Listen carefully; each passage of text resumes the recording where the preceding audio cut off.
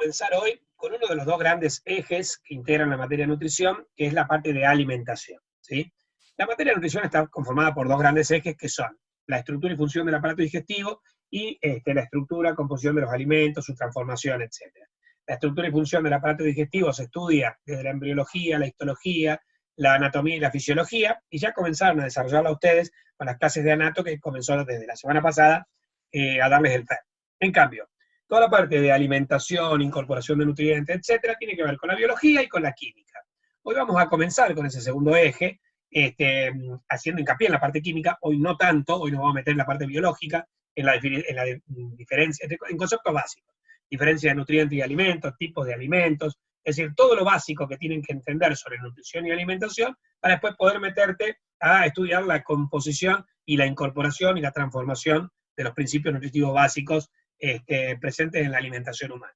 Entonces, para ello, vamos a ver esta pantalla, donde vamos a analizar la composición de los alimentos. Puse química acá porque a partir de la clase siguiente solo va a ser química, digamos, la vamos a desarrollar desde el punto de vista químico. Pero hoy es más biológico, más general. Esto es gentileza del Instituto Tejedor. Entonces, vamos a definir la nutrición.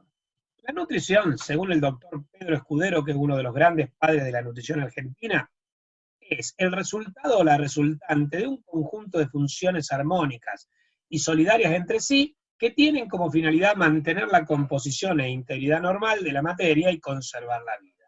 Eso es la nutrición para el doctor Pedro Escudero, el autor de las leyes de Escudero, que en un ratito vamos a analizar.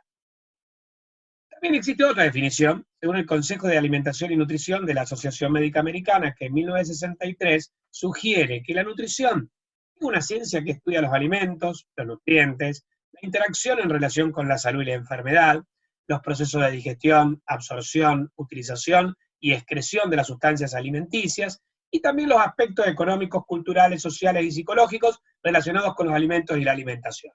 Pavada de definición, pero te involucra también componentes, aspectos biológicos, psicológicos y sociales de este tema tan complejo que es la nutrición. Entonces, decíamos que no hay que confundir nutriente con alimento. ¿Qué es el nutriente o principio nutritivo? Es toda sustancia integrante normal de nuestro organismo y de los alimentos, cuya ausencia en la alimentación o su disminución por debajo de un límite mínimo ocasiona después de un tiempo variable una enfermedad carencial.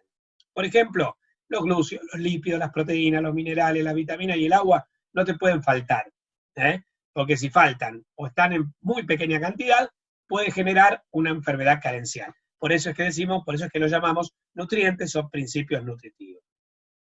En cambio, el alimento es el vehículo del nutriente, la manera en la que incorporamos los nutrientes al organismo. Toda sustancia o mezcla de sustancias naturales o elaboradas que aportan al organismo los materiales y la energía necesaria para los procesos biológicos.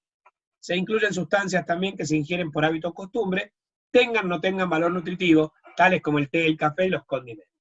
Eso es un alimento. Es un producto alimenticio.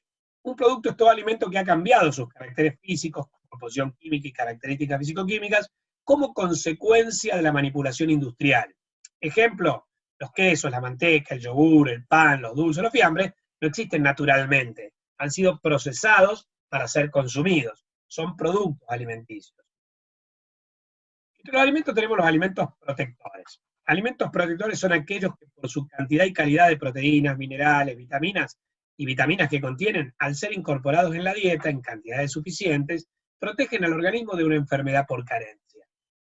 Su jerarquía está en relación, su jerarquía como alimento protector está en relación directa con la cantidad que tenga de principios nutritivos, la calidad de esos principios nutritivos y también la región, si es accesible. Los alimentos protectores pueden ser, por ejemplo, los lácteos, que aportan proteínas de alto valor biológico, calcio, fósforo, vitamina A y D. Los huevos, que también incorporan proteínas de alto valor biológico, hierro, vitamina A, vitamina B1, B2. Las carnes, que aportan proteínas de alto valor biológico, hierro, vitaminas del complejo B. Las verduras y las frutas, que incorporan vitaminas y minerales. Las legumbres, que incorporan proteínas, hierro, vitaminas y minerales. Los cereales integrales, que incorporan vitaminas del complejo B. Estos son alimentos protectores. En cambio, un alimento fuente es aquel, considera alimento fuente de un principio nutritivo a aquellos alimentos que los poseen en mayor cantidad. Cuando vos decís una fuente de calcio, ¿en qué pensás? En lácteos. Una fuente de hierro, las carnes, ¿sí? Ahora bien, para que un alimento sea considerado fuente, las características que tiene que tener son que sea de consumo habitual, porque si es algo que uno no consume habitualmente, o en grandes cantidades, como qué sé yo, el perejil, ¿eh? No es importante como alimento fuente de un determinado oligoelemento, por ejemplo. Después tiene que responder a los gustos, hábitos y costumbres de la población, porque si un alimento fuente de vitamina B12 puede ser la carne de vaca, bueno, se la puede dar a un hindú, no lo podés forzar a ingerir carne de vaca si culturalmente ellos no la ingieren. Después ser de fácil adquisición, por ejemplo, ser barato.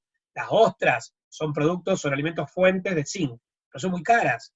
Entonces, si yo quiero enriquecer tu dieta con zinc, no te voy a recomendar que vayas a la pescadería y te compres ostras, porque probablemente no te va a alcanzar el presupuesto. Entonces tiene que ser accesible. Y después, su incorporación en la alimentación debe asegurar el aporte del principio nutritivo en cantidad adecuada, porque si lo tiene en pequeña cantidad, no es fuente, no se puede considerar fuente. Entonces esas son las características para que un alimento pueda ser considerado un alimento fuente. Después tengo los alimentos enriquecidos y los fortificados. ¿Qué diferencia hay? Un alimento es enriquecido cuando se le ha adicionado nutrientes esenciales con el fin de resolver deficiencias nutricionales a nivel poblacional, siendo en este caso la comunidad científica quien debe identificar la magnitud de la carencia y los grupos de población afectados. La autoridad sanitaria es quien debe determinarlo a través de leyes adecuadas. Un alimento enriquecido tiene el agregado de algún elemento, de algún nutriente, por ley. Por ejemplo, la elaboración y expendio de estos alimentos se permite cuando la autoridad sanitaria competente determine las adiciones necesarias y sus concentraciones, los tipos de alimentos sobre los que se podrán efectuar, las exigencias de rotulación, tiene que estar presente ese nutriente en el rótulo del alimento, que vos conozcas lo que estás ingiriendo, las características del expendio y el alcance del mismo. También que se haya probado que las deficiencias de alimentación no pueden ser corregidas de forma económica con alimentos normales o corrientes, y no con los enriquecidos, que suelen tener un costo mayor. Y también que las carencias deberán ser establecidas por la comunidad científica, ¿sí? Que identificará el problema, los grupos poblacionales afectados y la magnitud del alcance, si es regional, si es multirregional, si es nacional, ¿sí? Ejemplos de alimentos enriquecidos. Este enriquecimiento tiene alcance legal, hay leyes que lo establecen. Y por ejemplo tenemos la sal iodada. La sal es cloruro de sodio, pero la sal iodada además tiene yodo.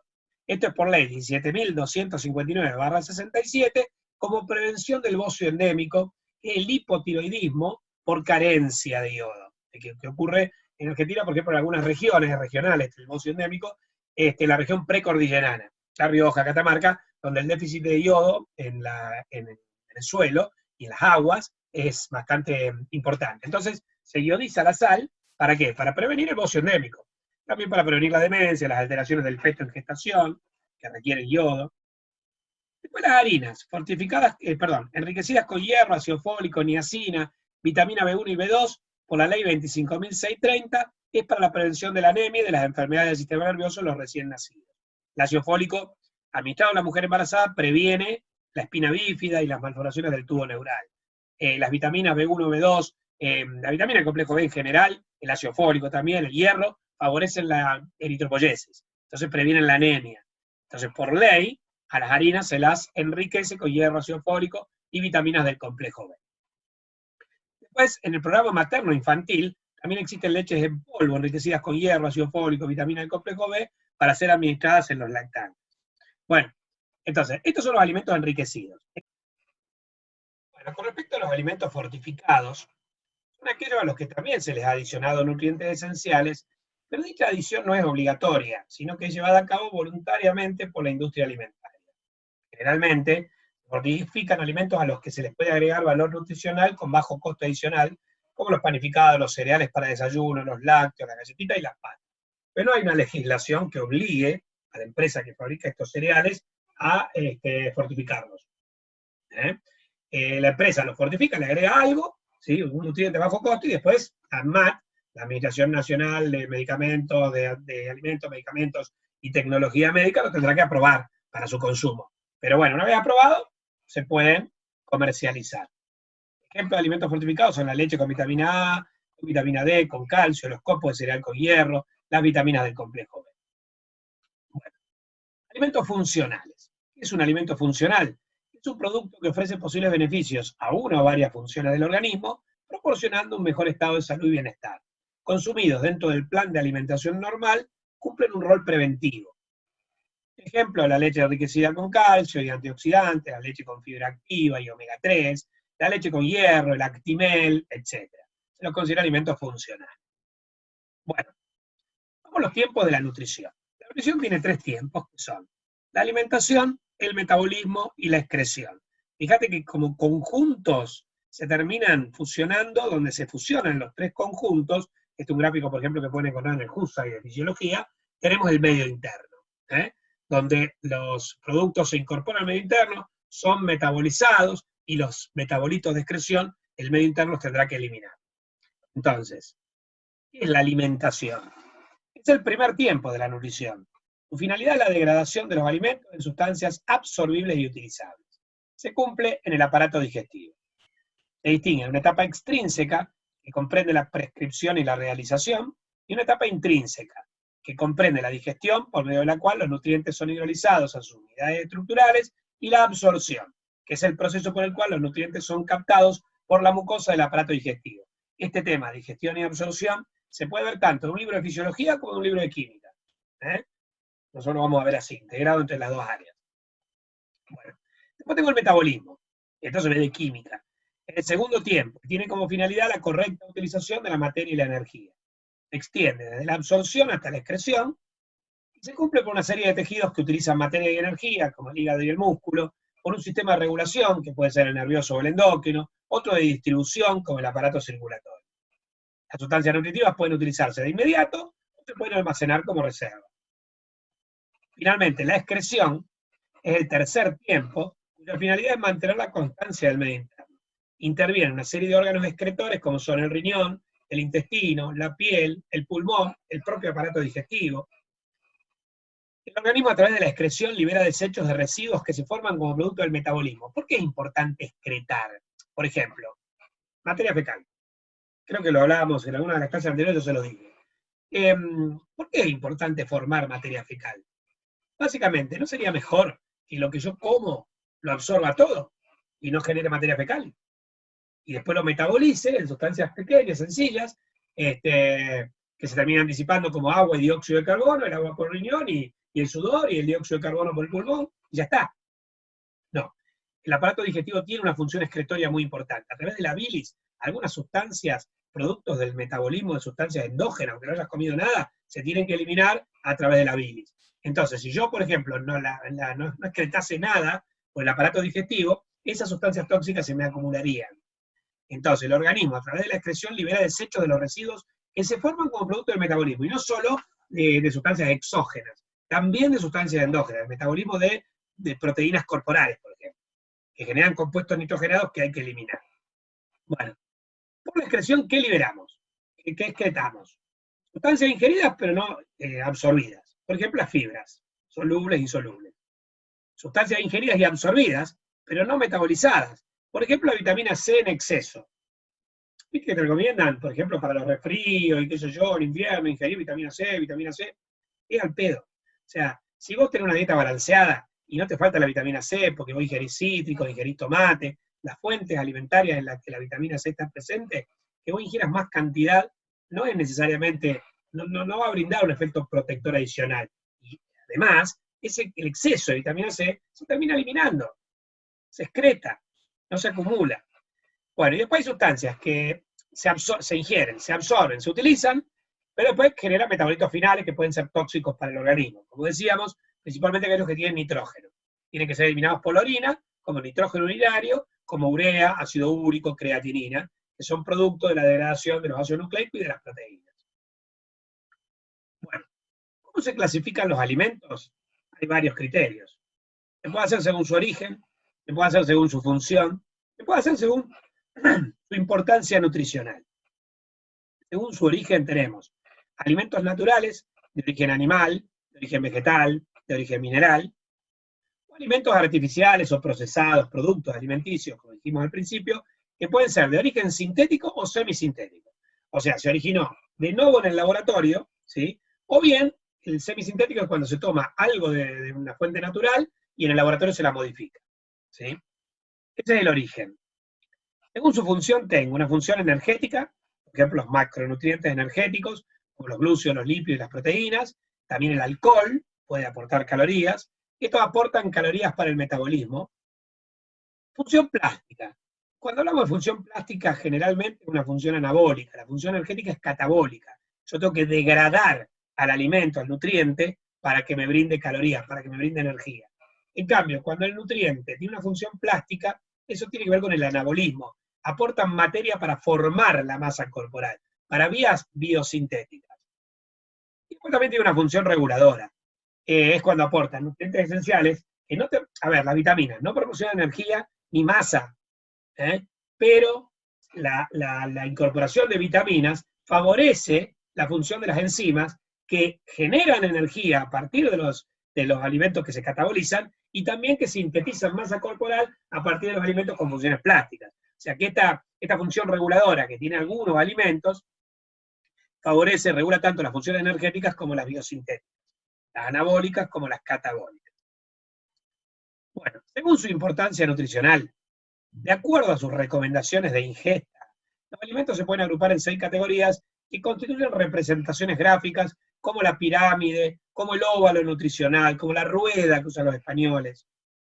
La pirámide alimentaria fue una de las primeras. Hay pirámides alimentarias en algunos textos de 1870, ¿sí? Pero bueno, se popularizó en Estados Unidos de la década del 90, cuando se incorporó también el consumo de agua y el ejercicio físico. En una pirámide alimentaria vos ves que la base de la pirámide, la parte más ancha, contiene los alimentos que yo tengo que comer en mayor abundancia. Y a medida que yo me acerco, o sea, esto es, el positivo significa los alimentos que tengo que comer más, ¿sí? Por ejemplo, los panes, los cereales, etc. Y a medida que yo voy ascendiendo en la pirámide, se va achicando, ¿sí? ¿Por qué? Porque el volumen de alimentos que están en los niveles superiores es menor diariamente, se recomienda un consumo menor. Entonces yo tengo acá los panes, los cereales, etc. Acá tengo las frutas y verduras, acá tengo las carnes, los lácteos, acá tengo los lácteos, acá ciertas carnes, las carnes magras, acá tengo alimentos más procesados y carnes que por ahí son menos magras, las carnes rojas, y acá tengo lo último de la pirámide alimentaria, que son los dulces, los azúcares simples, etc. Bien, la pirámide se complementa con el consumo de agua, con la actividad física, con el sueño, etc. Bueno, esa es la pirámide alimentaria. En Argentina nosotros usamos desde el año 2000 el óvalo nutricional. Esta es la representación gráfica en Argentina, empieza a describir el óvalo de los alimentos del grupo 1, que coinciden con la base de la pirámide alimentaria, y en sentido antihorario, en el sentido opuesto al que giran las manecillas del reloj, nosotros vamos pasando de grupo de alimentos, grupo 2, al grupo 3, al grupo 4, al grupo 5, al grupo 6, donde fíjense que el tamaño en el óvalo es mayor en los alimentos del grupo 1 y se va haciendo más chiquitito el tamaño de las raciones en los alimentos del grupo 6. ¿Por qué? Porque, bueno, ahí va perdiendo, digamos, importancia nutricional, ¿sí? Son los menos importantes. Y bueno, y como complemento del óvalo nutricional está el consumo de agua. Bueno, entonces decíamos que hay 6 grupos de alimentos. El grupo 1 tiene los cereales y los derivados y las legumbres, el grupo 2 tiene las frutas y verduras, el grupo 3 los lácteos, el grupo 4 las carnes y los huevos, el grupo 5 las grasas y los aceites, el grupo 6 los azúcares simples.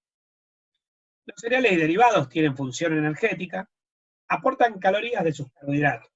Los de los cereales son más densos y nutritivos que los de otras fuentes de hidratos de carbono.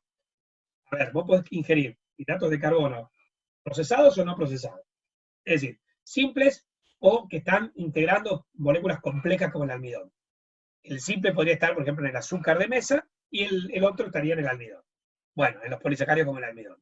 Siempre es recomendable estos azúcares, los que se encuentran en moléculas complejas, ¿sí? Y este primer grupo, el de los cereales y derivados, te aporta ese tipo de azúcares, ese tipo de hidratos de carbono, que son los recomendables.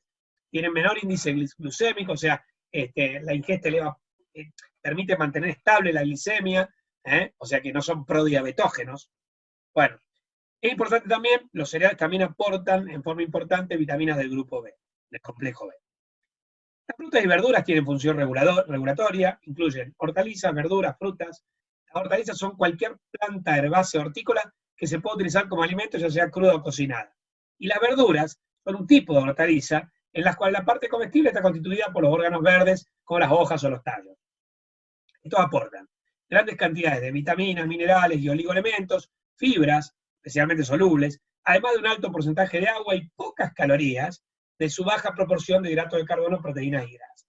Vamos, respecto a las frutas, son ricas en azúcar del tipo la sacarosa, fructosa y glucosa, pero tienen en general un aporte calórico bajo, con algunas excepciones. Hay algunas frutas cuyo consumo no tiene que ser excesivo porque aporta azúcares más simples. Bueno, con respecto a los lácteos y derivados, tiene una función plástica, participan en la formación y mantenimiento de las distintas estructuras del organismo, son alimentos proteicos, con un poder energético que depende de la grasa que acompaña las proteínas. No es lo mismo un lácteo descremado que un lácteo entero, ¿no es cierto? Estos aportan vitaminas liposolubles y son una gran fuente de calcio. Las carnes y los huevos tienen una función plástica, son alimentos que incorporan proteínas de alto poder biológico. Es una proteína de alto poder biológico, esto lo vamos a ver cuando veamos estructura de proteínas, son las que son ricas en aminoácidos esenciales. ¿Sí? Vos tenés proteínas de origen animal y proteínas de origen vegetal. Las de origen animal son más ricas en aminoácidos esenciales que las de origen vegetal. Por eso tiene mayor poder biológico. ¿Sí? También las carnes y los huevos aportan hierro y vitaminas del complejo B. Son igual de necesarias las proteínas de la carne como las del pescado. Ambas son animales, ambas son de alto valor biológico, pero el pescado, además de la proteína de alto valor biológico, incorpora algunos ácidos grasos de tipo omega 3, los esenciales, que son importantes, ahora lo vamos a ver con aceites y grasas, que son importantes sobre todo para la función del sistema nervioso. Así que el consumo de pescado también se recomienda. Los huevos también son ricos en nutrientes esenciales. Bueno, con respecto a las grasas y aceites, tienen función energética, pero también aportan ácidos grasos esenciales. Estos ácidos grasos esenciales, como el ácido linoleico, el linolénico y el araquidónico, favorecen el desarrollo del sistema nervioso. Y este grupo es rico en vitaminas liposolubles, así como las verduras y las frutas, y los cereales, eran ricos en vitaminas fundamentalmente hidrosolubles.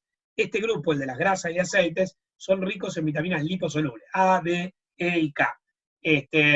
Mientras que la vitamina C y del complejo B son ricos en otras fuentes alimentarias.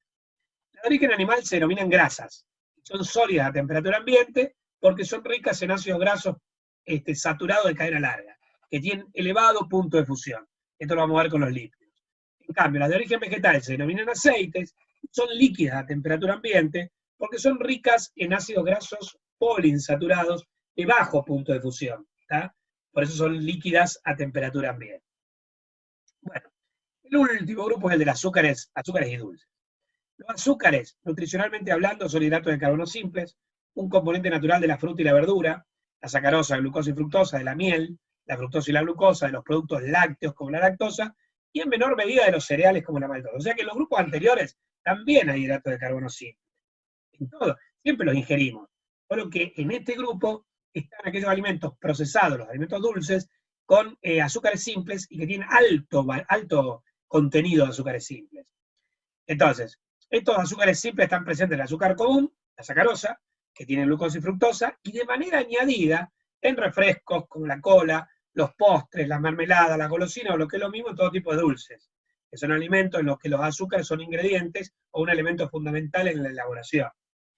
¿Cuál es el riesgo? El consumo excesivo de azúcar común y dulces, principalmente en los niños y adolescentes, favorece la aparición de caries dentales y también puede provocar un aumento de peso e indirectamente contribuye a que se reduzca el consumo de otros alimentos, como frutas, desequilibrando la dieta en general. Si vos de postre, en lugar de comerte una fruta, te comes siempre un chocolate, no solo que estás ingiriendo demasiados dulces, sino que además estás ingiriendo poca fruta. Y ahora van a ver unas recomendaciones de las GAPA, de las guías alimentarias para la población argentina, donde el consumo de frutas es recomendable. Bueno, ¿qué es un plan de alimentación? Escudero lo definió como el que permite al individuo perpetuar a través de varias generaciones los caracteres biológicos del individuo y de la especie. Es decir, el que permite mantener constante la composición de los tejidos, permitir el funcionamiento de aparatos y sistemas, asegurar la reproducción y mantener el embarazo, favorecer la lactancia, asegurar una sensación de bienestar que impulse a la actividad. Entonces, cuando hablamos de un régimen normal, según esto que dice Escudero, teniendo en cuenta la definición de Escudero, deberían esperarse varias generaciones para juzgar la normalidad de un régimen. A los fines prácticos se crearon reglas o normas que permiten conocer a priori la normalidad de un plan de alimentación. Estas se llaman las leyes fundamentales de la alimentación, que conocen como las leyes de Escudero, y son la ley de la cantidad, la ley de la calidad, la ley de la armonía y la ley de la adecuación. No les voy a hablar de las leyes, porque Guido les va a dar una clase completa sobre leyes de Escudero, donde la va a aplicar a la elaboración de distintas dietas. Esto es muy importante. La vamos a dejar. Sepan que estas son las 4 leyes que la van a tener que aplicar en toda la materia. Si a vos te preguntan, rindiendo el examen, en UP1 u UP2 o UP3, nutrición del niño, te preguntan cómo elaborarías una dieta para un niño, tenés que aplicar las 4 leyes de Escudero. Si en la UP4 te lo preguntan para un adolescente, aplicar la ley de Escudero. Si en la 5 o en la 6 te la preguntan para un adulto joven, aplicás las leyes de Escudero. Si en la 7 te la preguntan para un adulto mayor, aplicás la ley de Escudero. Son las leyes fundamentales de la alimentación. Es imposible construir una dieta sin tener en cuenta las leyes de Escudero. Bueno, decíamos antes que el Ministerio de Salud y Acción Social de la República Argentina elaboró unas guías, después yo les voy a pasar el link del PDF al material de estudio para que se la descarguen, unas guías alimentarias para la población argentina que se conocen popularmente como las GAPA. Están en la página del Ministerio. Estas guías alimentarias para la población argentina o GAPA constituyen una herramienta fundamental para favorecer la aprehensión de conocimientos que contribuyan a generar comportamientos alimentarios y nutricionales más equitativos y saludables por parte de la población de usuarios directos e indirectos. Esta es la definición de las GAPA que está en la página web del Ministerio de Salud. Bueno, a través de 10 mensajes, las GAPA del Ministerio de Salud brindan recomendaciones útiles al conjunto de la población para la promoción de su salud nutricional. ¿Cuáles son esos 10 mensajes? El mensaje 1 es, a diario tenés que incorporar alimentos de todos los grupos, de los 6 grupos, y realizar al menos 30 minutos de actividad física. El mensaje 2 es que a diario tenés que tomar 8 vasos de agua segura. El mensaje 3 es que tenés que consumir a diario 5 porciones de frutas y verduras en variedad de tipos y colores. 5 porciones, que es lo que el consumo de dulces disminuiría en un niño y adolescente. Mensaje 4, tenés que reducir el uso de la sal, porque puede predisponer, sobre todo en el adulto, a la hipertensión arterial y el consumo de alimentos con alto contenido de sodio, por lo mismo. Mensaje 5, limitar el consumo de bebidas azucaradas y alimentos con elevado contenido de grasa, azúcar y sal. Lo del último grupo, el grupo 6. El mensaje 6, consumir diariamente leche, yogur o queso preferentemente descremados. Mensaje 7, al consumir carnes, quitarles la grasa visible, aumentar el consumo de pescado e incluir huevo. Mensaje 8, consumir legumbres, cereales preferentemente integrales, papa, batata, choclo y mandioca. Mensaje 9, consumir aceite crudo como condimento, frutas secas o semillas. Y el mensaje 10 es que el consumo de bebidas alcohólicas debe ser responsable. Los niños, adolescentes y mujeres embarazadas no deben consumirlas y evitarlas siempre al conducir. Los 10 no es que es un orden, no es como la pirámide o el óvalo. Son 10 recomendaciones, ¿sí? Vos debieras cumplir estas 10 recomendaciones para tener una nutrición saludable. O sea que estas 10 recomendaciones promocionan la salud nutricional de la población argentina. ¿Estamos? Bueno, querido. A ver. Entonces, no podemos empezar a hablar de alimentos sin manejar algunos conceptos fundamentales desde el punto de vista de la biología general, sobre qué es un alimento, qué es un nutriente, cuáles son las leyes de Escudero, etc. ¿Estamos? Bien, perfecto. Vamos a empezar de cero con química. Estos son conceptos generales. En la próxima clase no vamos a hablar de alimentos, vamos a hablar de nutrientes. Entonces, vamos a hablar de nutrientes o principios nutritivos, y lo vamos a clasificar en macronutrientes o micronutrientes según la proporción que se recomienda ingerir, ¿sí? Los macronutrientes los vamos a dividir en energéticos y no energéticos. Los energéticos son los glúcidos, los lípidos y la proteína. Eso nos lleva al análisis de la estructura de glúcidos, la estructura de lípidos y la estructura de proteína. Una vez que nosotros comprendamos la estructura de glúcidos, de lípidos y de proteína, podemos ir a los tiempos de la nutrición, que son la digestión, absorción, metabolismo y excreción. Es decir, a los tiempos de la química, al metabolismo de glúcidos, lípidos y proteína. Y una vez que hayamos visto el metabolismo de glúcido, lípido y proteína, vamos a poder hablar de integración y regulación metabólica. Ese es el orden en el que ustedes tienen que leer la materia. ¿Entienden? No tienen que ir directo a leer el metabolismo de blanco sin saberse perfectamente las estructuras de glúcido, lípido y proteína, porque si no, algunas cosas las vas a tener que estudiar de memoria. ¿Entienden? Cuando la acción de determinada enzima del metabolismo te diga que actúa sobre los enlaces alfa 1,4, alfa 1, beta 2, si vos no leíste la estructura, no tenés presente, no tenés idea de lo que te está hablando y te lo tenés que estudiar necesariamente de memoria. No es lo que pretendo. Yo pretendo que dentro de ciertos límites a la química me la puedan razonar. Bueno, polluelos. Esta fue la primera clase. En la próxima clase ya vamos a empezar con la estructura química de los nutrientes de la alimentación. ¿Estamos? Nos vemos, polluelos, y cuídense.